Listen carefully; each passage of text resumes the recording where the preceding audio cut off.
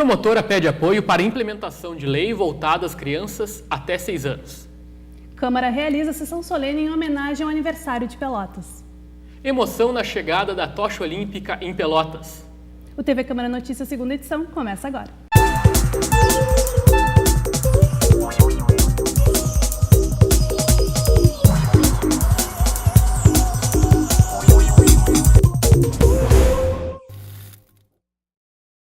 No início da semana, vereadores protocolaram 3 pedidos de informações ao Poder Executivo. Ricardo Santos pede para o SANEP enviar cópia do projeto de drenagem na região da Guabiroba, já que foi dada publicidade sobre o assunto. Devido às enxurradas, grandes chuvas, a Guabiroba alaga, porque não tem por onde drenar, escoar as águas pluviais. A preocupação o presidente do SANEP diz que esse projeto custa em torno de 350 a 400 mil reais para executar, e nós, como parlamentar, queremos cópia desse projeto para ter conhecimento, a real situação para a drenagem das águas daquele núcleo habitacional. O vereador Rafael Amaral também solicita ao SANEP que encaminhe informações sobre a estação de tratamento de esgoto do Laranjal, querendo saber sobre a coleta na Avenida Espírito Santo e também a funcionalidade da casa de bomba e o lançamento dos resíduos no canal de acesso ao São Gonçalo. A população da cidade, principalmente do Laranjal, quer saber do investimento e quando fica a obra, o cronograma da obra e também para o escoamento de toda a drenagem do Laranjal. Então nós queremos discutir como está funcionando a drenagem do Laranjal, os investimentos em drenagem, os investimentos na ETA, e queremos saber o início, o meio e o fim dessa obra. Então é importante para a cidade de Pelotas ter conhecimento e a Câmara de Vereadores poder debater aqui dentro. Já o vereador Marcos Cunha solicita à Prefeitura informações sobre os valores gastos com o caderno A Cidade da Gente, publicado no dia 30 de junho em um jornal local. Não é nenhuma questão informativa, são 16 páginas de propaganda da atual administração, quando já foram consumidos 7.340.000 reais em propaganda nesse governo. Quando nós sabemos que faltam recursos para pagar os médicos, faltam recursos para pagar exames, faltam recursos para conseguir fazer com que a população de Pelotas tenha dignidade no atendimento à educação, dignidade no atendimento à saúde. Na terça-feira aconteceu o lançamento da 4ª edição do Livro de Atas da Câmara Municipal no Salão Nobre da Biblioteca Pública Pelotense. A obra foi produzida pelo Instituto Histórico e Geográfico de Pelotas e tem como objetivo deixar marcada a história da cidade. O presidente do IHGPEL, Gilberto de Mari Alves, falou da satisfação de poder oferecer para o município mais uma edição desse livro. Que nós estamos deixando para a população da cidade, exatamente na semana em que ela completa 204 anos, é uma felicidade muito grande, porque é a história da própria cidade, está tudo registrado ali, desde os primórdios, de quando a cidade iniciou, e nós vamos levar o trabalho até os dias atuais.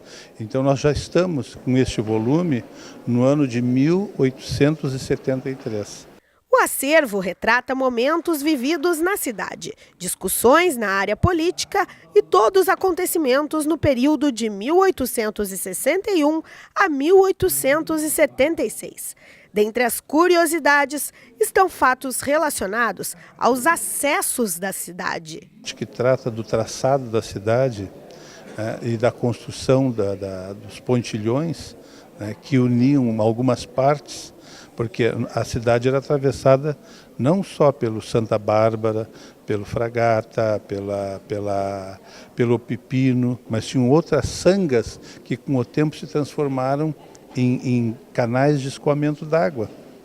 Foram retificados e eram sangas que, então, para se passar de um lado para o outro, ia a solicitação à Câmara, e a Câmara aprovava com verbas, com tudo. Segundo o presidente do Instituto, a criação das 4 edições só foi possível através de uma parceria com o Legislativo Pelotense, na parte funcional do processo. Os estagiários que são o nosso braço forte. Com este estágio que elas fazem no Instituto, elas praticamente saem com um emprego garantido, porque o que elas adquirem né? A Câmara dá a oportunidade a elas e elas dão o retorno, sendo, digamos assim, porta-vozes para a sociedade daquilo que é o Instituto Histórico e Geográfico.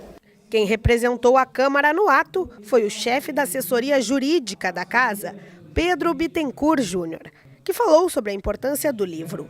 Ele destacou como a população vai poder ter acesso a essa edição.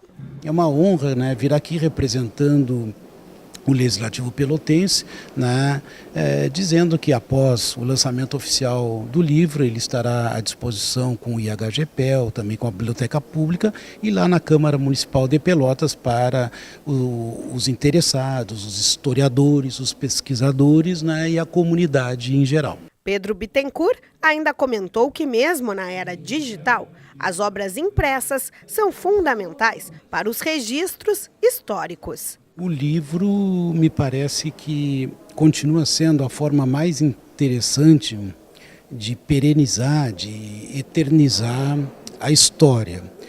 E o livro, ou os livros de atas, né, da Câmara de Pelotas, registram todo um histórico, né, desta cidade, né, da Princesa do Sul.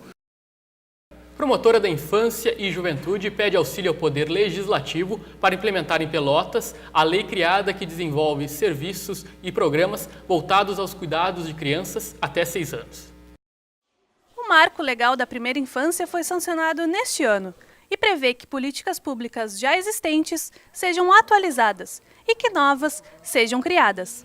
A promotora da Infância e Juventude, Luciara Pereira, esteve em visita à Câmara de Vereadores para que o município viabilize o cumprimento da lei.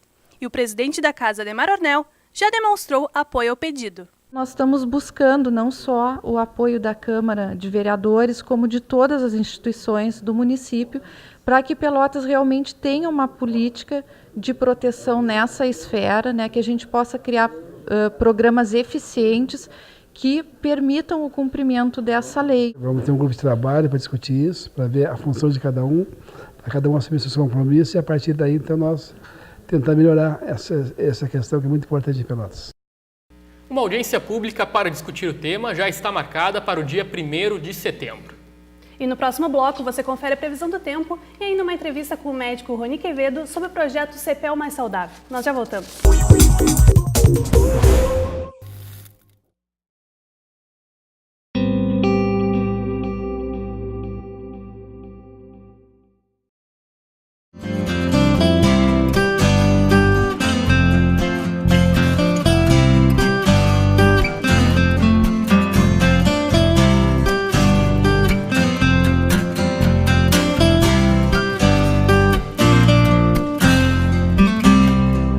TV Câmara Pelotas, cada vez mais conectada com o cidadão.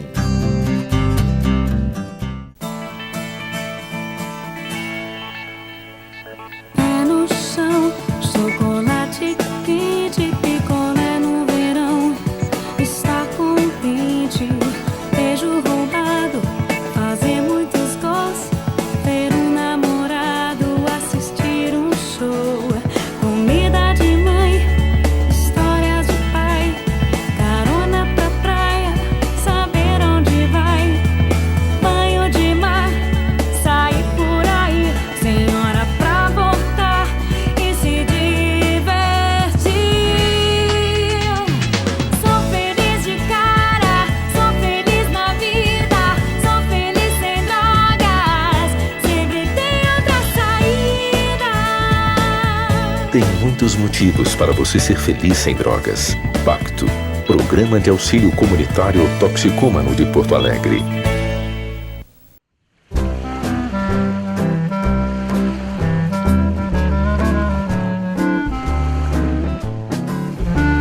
TV Câmara Pelotas, cada vez mais conectada com o cidadão. Hoje, no Brasil, milhares de crianças e adolescentes sofrem violência sexual. E para mudar esta realidade, só é preciso uma coisa: atitude. Denunciar o abuso e a exploração sexual contra crianças e adolescentes é simples. Ligue 100! A ligação é gratuita e pode ser feita das 8 às 22 horas. Sem o seu apoio, não existe proteção. Denuncie. Ligue 100. Brasil, quem ama, protege. Secretaria Especial dos Direitos Humanos. Brasil, um país de todos. Governo Federal.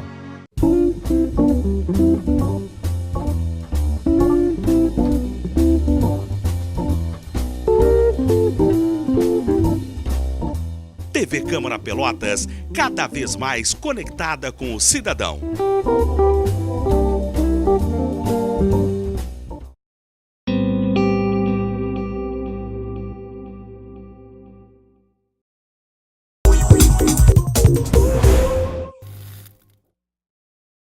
Para homenagear os 204 anos de Pelotas, a Câmara Municipal realizou uma sessão solene.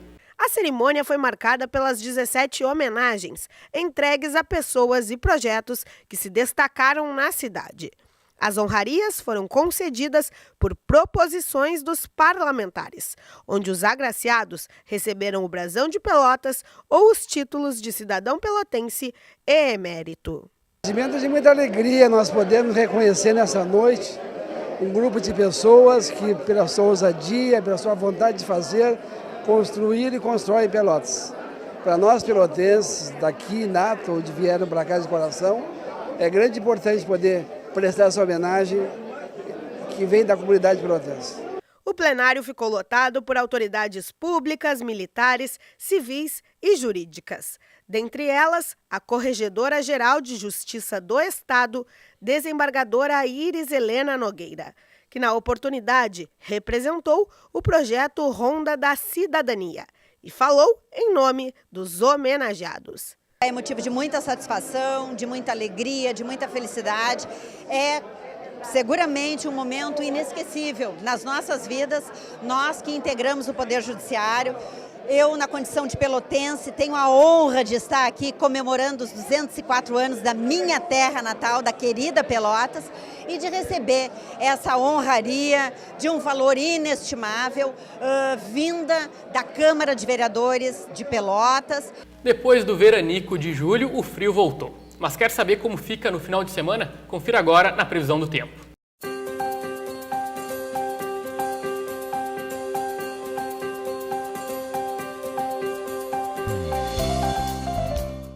A sexta-feira começou com céu claro. O sol promete predominar ao longo do dia, mínima de 9 graus e máxima de 18. Sábado há possibilidade do tempo ficar nublado, com aberturas do sol durante o dia, e os termômetros devem marcar entre 12 e 18 graus. Já domingo o tempo promete se manter estável, com sol, temperatura mínima de 12 e máxima de 19 graus.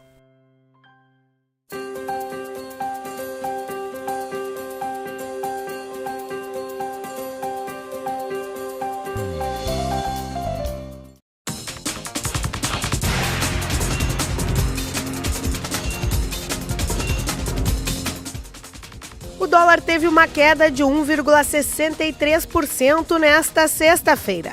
Está cotado em R$ 3,31.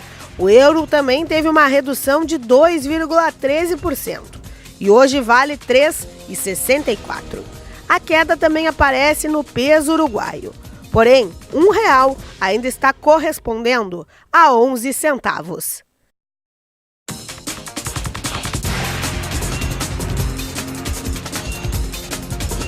E na véspera do aniversário de Pelotas, a tocha olímpica chegou à cidade. Os condutores e o público se emocionaram com a passagem do símbolo de uma das maiores competições do mundo.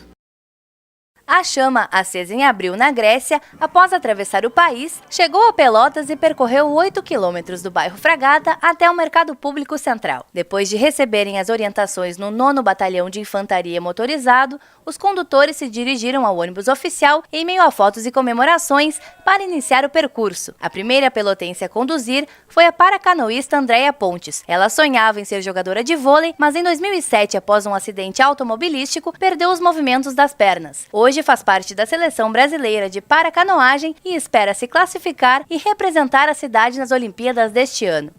Juliano Silva, presidente da Rede de Umbanda em Nações Africanas, que sempre trabalhou pela união das pessoas, pelo respeito religioso e pela cultura afro-brasileira, também teve a história selecionada e realizou o sonho de participar do evento.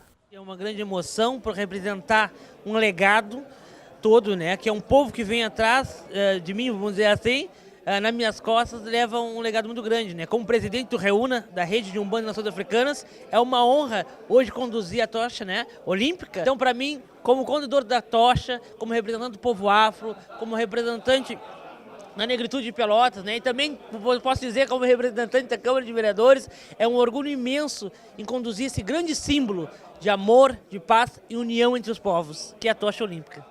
Segundos antes do revezamento, Juliano tirou fotos, deu entrevistas e contou o que sentia no momento. Tá chegando o calor humano, agora passou frio, passou tudo, vamos esperar e levar, né, o beijo da chama, né? Tô esperando agora o meu condutor, que é o Dudu, que está trazendo a chama até mim, e vamos festejar, é festa, hoje é festa de Pelotas. O público aguardava ansiosamente o acendimento da pira olímpica no Largo do Mercado Público. Estamos esperando com todos meus amigos estrangeiros, estamos esperando. Vocês moram aqui ou só estão vendo Sim, não, vimos para estudar.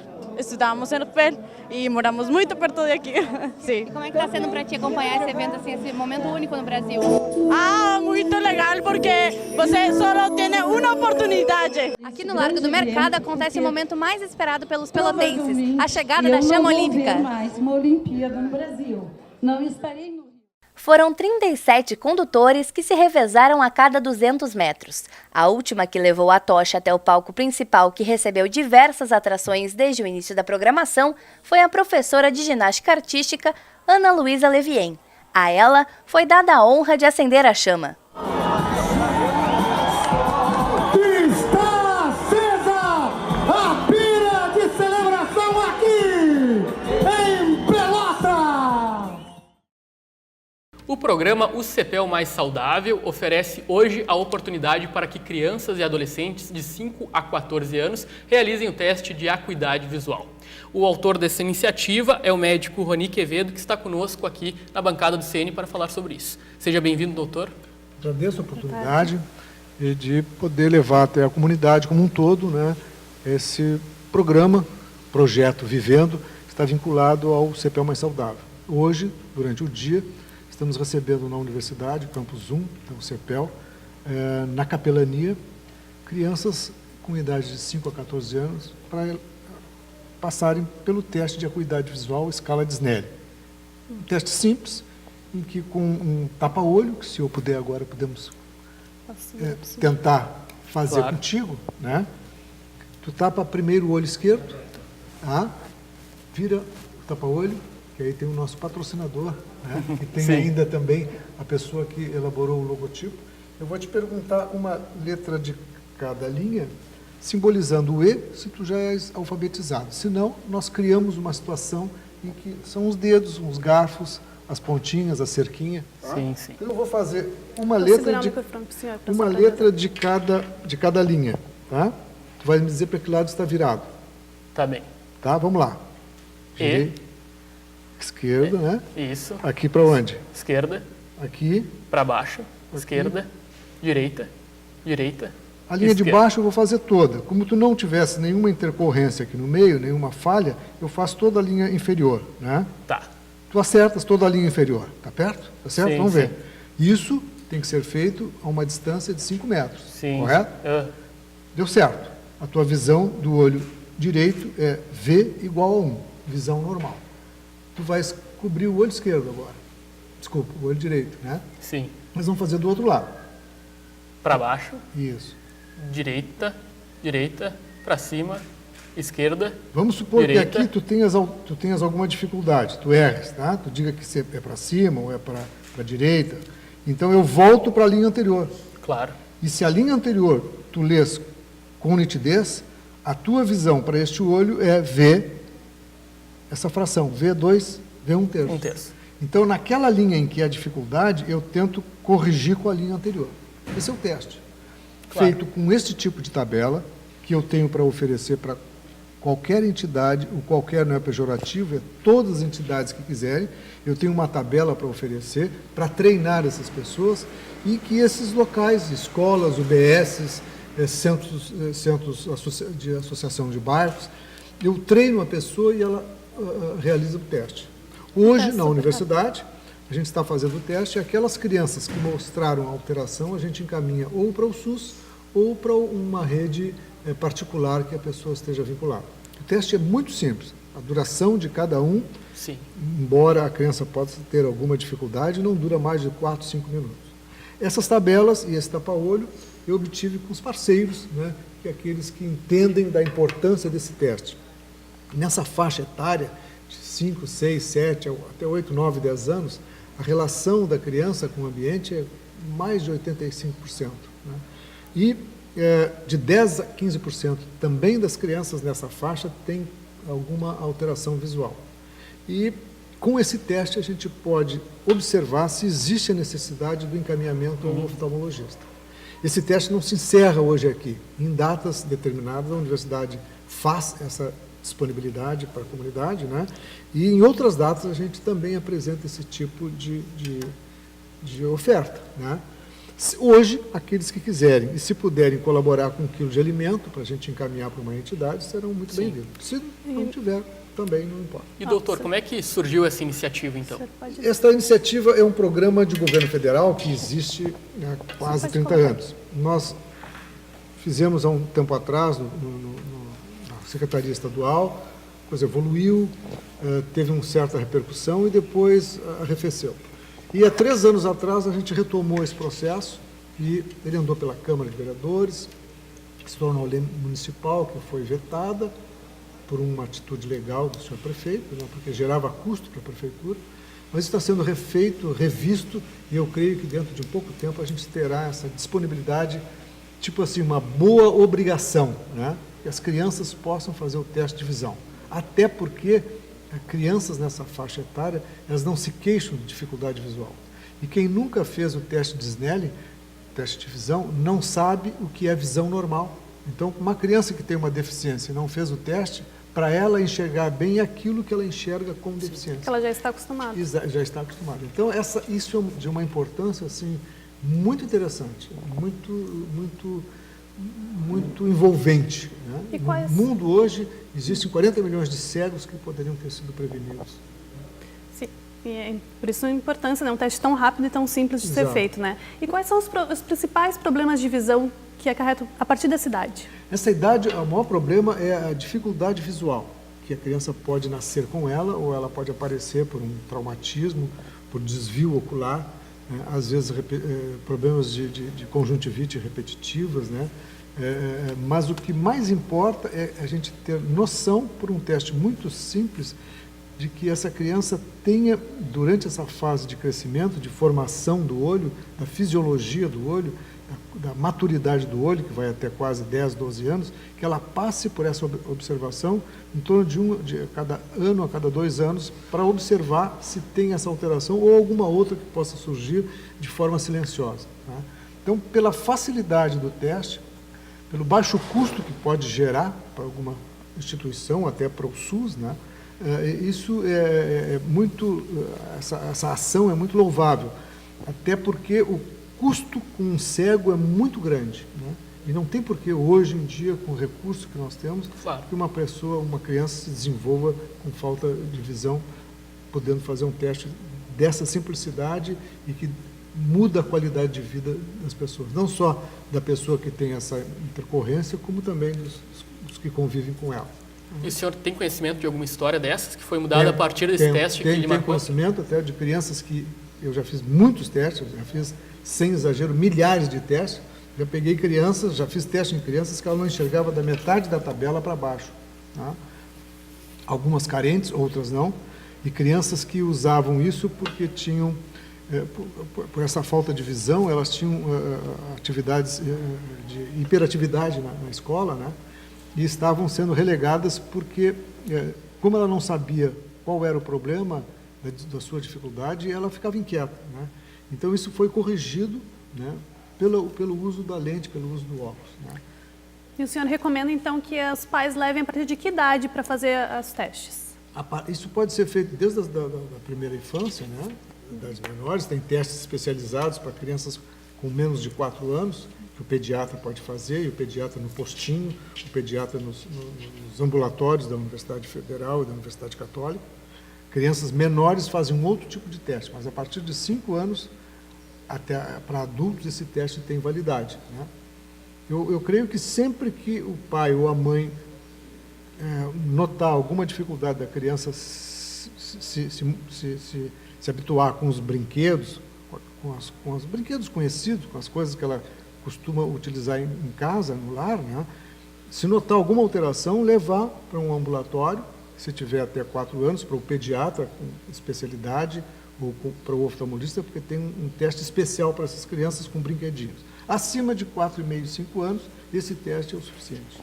Doutor Rony, então quem sabe o senhor enfatiza o convite para quem quiser aparecer lá no CPEL? A comunidade está convidada hoje, já tivemos alguns exames pela manhã, a partir das 14 horas, no campus 1 da UCPEL, na parte interna, na capelania, toda e qualquer criança, tanto faz escola pública ou particular, ou algum adulto que achar que possa fazer o teste, está convidado a participar. A entrada é gratuita? A entrada é gratuita. Levar 1 quilo de alimento não perecível? Se quiser levar 1 quilo de alimento não perecível, será muito bem-vindo.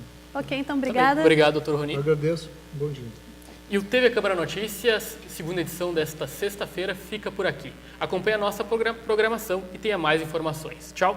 Obrigada pela audiência e um ótimo fim de semana. Tchau.